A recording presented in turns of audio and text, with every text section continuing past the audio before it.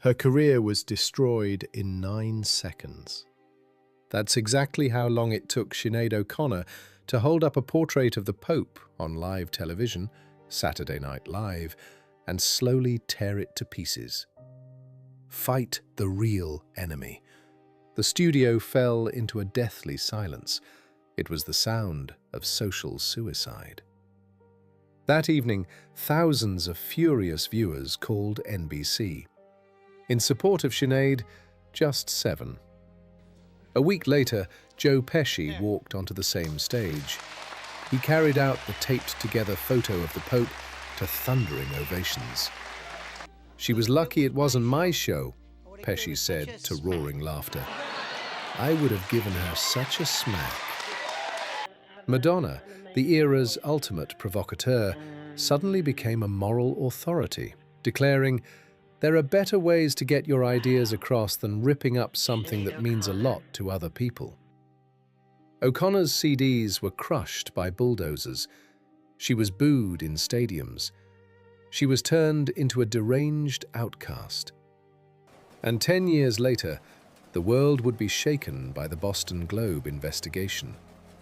The scale of pedophilia and child abuse in the Catholic Church turned out to be staggering. Thousands of shattered lives, decades of cover-up. Everything Sinéad had screamed about in that dead silence of the studio turned out to be documented, verified truth. But here's the irony. She wasn't destroyed for lying. She was destroyed for breaking the tone. Society will forgive you for child abuse, as long as it's hidden behind respectable walls. But it will never forgive you for a torn photograph on live television. Because respectability isn't about morality. It's about not ruining everyone else's appetite. This is not a story about one singer and one photograph. It's a mechanism that's been running for centuries. In the 19th century, European society built a new system of social control: respectability. Not by title, not by blood, not by money, but by behavior. The middle class was growing and desperately needed a language to separate us from them. That language became manners, restraint, proper speech, the ability to carry yourself and choose your words carefully. In England, dozens of etiquette guides were published.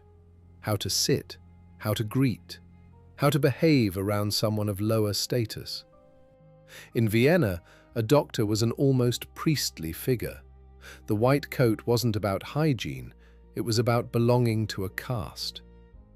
In America, an entire movement, respectability politics, demanded that black people behave with dignity in order to earn their civil rights, not receive them, earn them. Through the right clothes, the right speech, the right emotions. Look at what's happening here. The substance stops mattering. What matters is the form. You can be right, but if you said it in the wrong tone, in the wrong place, in the wrong clothes, you've lost. Not because you were wrong, but because you broke the unspoken rules. And here's what's important. This mechanism never looks like censorship. It looks like care. Like, we want to help you, but you're hurting yourself. Like, we agree with your message, just not your method. Sound familiar? Respectability is not etiquette. It's a system of psychological defense. Every person has a self-image, not a real one, a constructed one. Psychologists call this identification with a social role. You're a doctor, you're a professor, you're a decent person, you're part of a progressive society. This image is built over years, and at some point you start believing that you are the mask. When someone touches that image, it's not logic that kicks in, it's defense, like a physical threat. The brain doesn't distinguish. Criticism of identity is perceived as an attack on existence itself. That's why the reaction to O'Connor was not a debate about the church, it was an immune response. The group wasn't protecting the Pope, the group was protecting its self-image. We are decent people, and we don't hurt children, and no one around us hurts children because our world is right. Now let's break down how exactly this works. Level 1, the entry filter. The group determines who belongs, not by competence, but by conformity to form. The right voice, the right references, the right pauses. A singer who was supposed to entertain launched a public attack on the church. And the church, that's untouchable everywhere. It's an institution that stands above presidents and governments. This wasn't a glitch in the filter. This was an explosion inside the system. And the system responded instantly. Level 2, the invisible contract. Everyone inside the system signs an unspoken agreement. I don't question the foundations of the group. I can criticize details, but not the foundation, not the image of who we are. O'Connor broke exactly this. She didn't say, "The church has problems." She said, "Your most sacred symbol is a cover for child abuse." That's not a strike at an institution. That's a strike at the identity of everyone who's connected to it. Level 3, redefining the disruptor. The group doesn't argue with the facts. It changes the status of the person stating them. O'Connor was a singer with a platinum album and became crazy.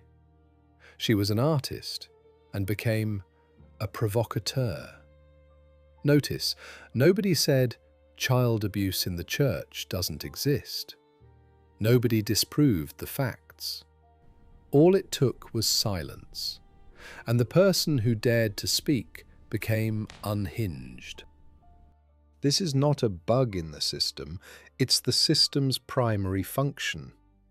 Level 4, normalization. Once the disruptor is removed, the group doesn't celebrate, it forgets. This is the most critical stage. 10, 15 years later, when investigations confirm everything O'Connor said, the same people who booed her will say, "Yes, the church was guilty."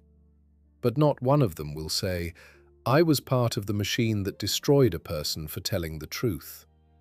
Because if even in your own mind you admit that you stayed silent when you knew the truth, you become an accomplice. Not metaphorically, literally. And no psyche will endure that voluntarily. So, it does the only thing it knows how to do. It erases. There was no machine. There was an unhinged singer, and a perfectly logical reaction from society. This is respectability in action, a system that protects the collective image at the cost of anyone who questions it. And here's the twist. Joe Pesci, threatening to hit a woman on stage, got standing ovations and ratings. Madonna, lecturing about better ways, got the image of the wise and measured one. Each of them profited from O'Connor's destruction, and each of them genuinely believed they were a good person. That's the genius of the mechanism. It rewards you for cruelty, and simultaneously convinces you that you're doing the right thing. Respectability works precisely because it's invisible to those inside it. You don't feel pressure, you feel righteous. There's a name for this: tone policing. It's when someone speaks about pain and the response is, "I'd listen to you if you weren't so aggressive about it." The focus instantly shifts from substance to form, from the violence to the volume of the voice screaming about it. Respectability demands that the victims speak about their wounds in a whisper, with a smile. If she screams, she's declared insane and people stop listening. This isn't hypocrisy. A hypocrite knows they're lying. This is deeper. It's a sincere conviction in your own decency that makes it impossible to recognize the harm you've caused. An ordinary family. The daughter, the one they hold up as an example at family dinners. Grace. Bright, driven, headed for the best university in the country, the pride of her parents. And then Grace breaks down, or, what's even more common in families like these, an addiction. Adderall, then opioids. She starts falling apart. She needs a clinic. She needs real help. But what does a respectable family do? The father says, if we send her to rehab, people will find out. It'll be on her record. The university will withdraw the offer. Our friends will think we're bad parents. And instead of saving their child, a cover-up operation begins. Grace is kept at home. Everyone is told she has a lingering case of mono or burnout depression. They hire a private doctor who charges 3 times more for anonymity. Everything polite. Everything for her own future. The image of a healthy, successful daughter becomes more important than the life of the daughter herself. The family isn't afraid that Grace will get worse. The family is afraid they'll stop looking like a family that has everything under control. A beautiful lie instead of an ugly rescue. That is the ultimate cruelty of propriety. And if Grace ever tries to tell the truth, what happens? We did so much for her. She was always ungrateful. Same mechanism, same circle. From the NBC studio to the family kitchen, the distance is shorter than you think. The problem was never cruelty. It wasn't stupidity. It wasn't a conspiracy. The problem was propriety. Precisely because the system looked civilized, it became invulnerable. You can call out rudeness for what it is. You can document violence. But when you're destroyed through care, through we value your opinion, through let's discuss this in a different setting, you can't even point to the moment it happened, because formally, it didn't. Here's the trap. The more cultured an environment considers itself, the more reliably it's shielded from internal criticism. You can't attack a system you belong to without attacking your own self-image. And your self-image is the last thing a person will give up. They'll give up money, reputation, even relationships, but not the belief that they're a decent person. That's why respectability is not a shield against injustice. It's injustice's best packaging. The higher the standard of propriety, the harder it is to call things by their real names. Because the very act of naming is already a breach of tone. In 2020, Time magazine named Sinéad O'Connor the most influential woman of 1992. 28 years. That's how long it took for form to stop eclipsing substance. Maybe true decency isn't the ability to match the tone. Maybe it's the willingness to break it. Not because tone doesn't matter, but because sometimes it costs more than the truth. And that moment never looks like a choice between good and evil. It looks like a choice between speaking up and not ruining the mood.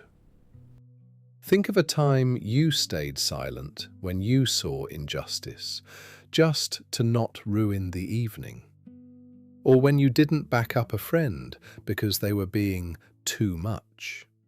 In that moment, you were working for the machine too. Polite silence, professional restraint, applause in the audience.